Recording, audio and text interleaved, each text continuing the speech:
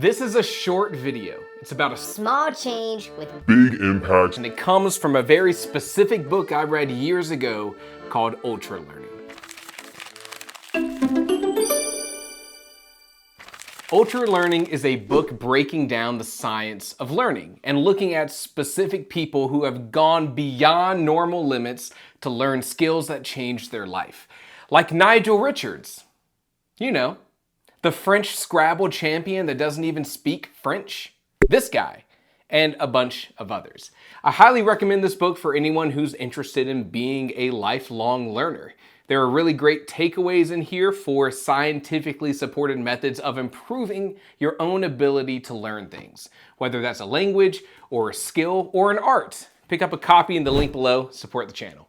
One core idea from Ultralearning is this. However long your project will take, spend the first 10% of that time prepping to learn. Not learning the thing, preparing to learn it. Like looking at different resources and websites and methods. And that might sound weird, but it is wild how much it helps. Spend time prepping before doing. Who would have thought? Now, we could immediately take this and apply it to writing a book, right? It's not the big point I'm making, but it is a good one. Your book is going to take a lot of time. And so let's look at something like drafting a story. Number nerds, you will like this. I wrote my novella last year in 17 sessions. In those 17 sessions, I wrote about 41,000 words of the proto-draft.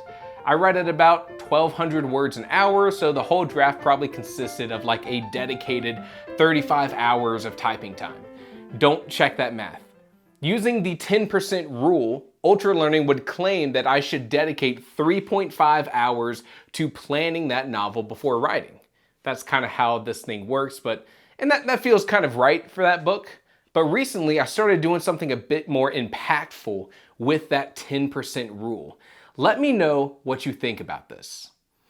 I have another book. I've been reading a book called Boy's Life by Robert McCammon, and honestly, I think it is the new favorite book of all time for me. It used to be Ender's Game when I was a kid, and then I read East of Eden by John Steinbeck, and I was like, this is the greatest book I've ever read, and now it's Boy's Life. And the writing in this book is so beautiful, it's evocative, full of character and detail and life, and it's the kind of prose that I dream of being able to write.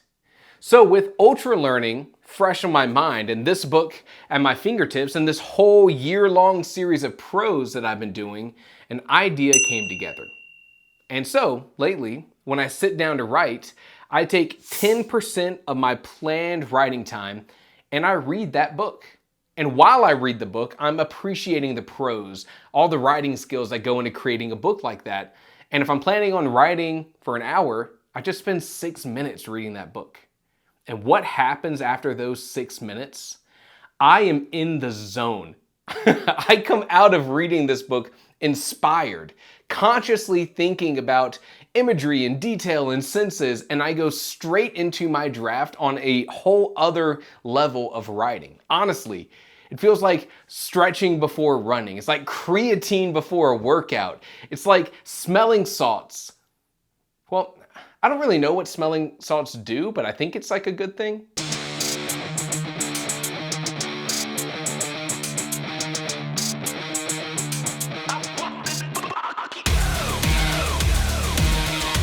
Something about this doesn't quite feel safe.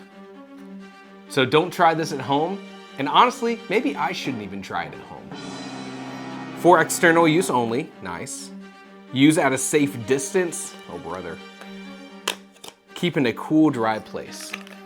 This can't be a good thing, right? This one just says shake it and smell it. I saw other ones where you add water. I've never tried something like this, and I don't think I'll ever be interested in trying it again.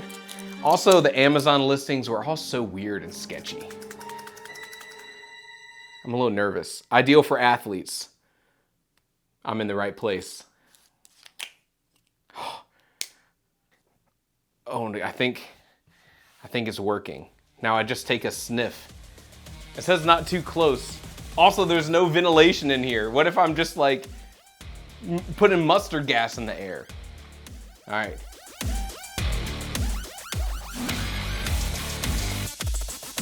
Oh!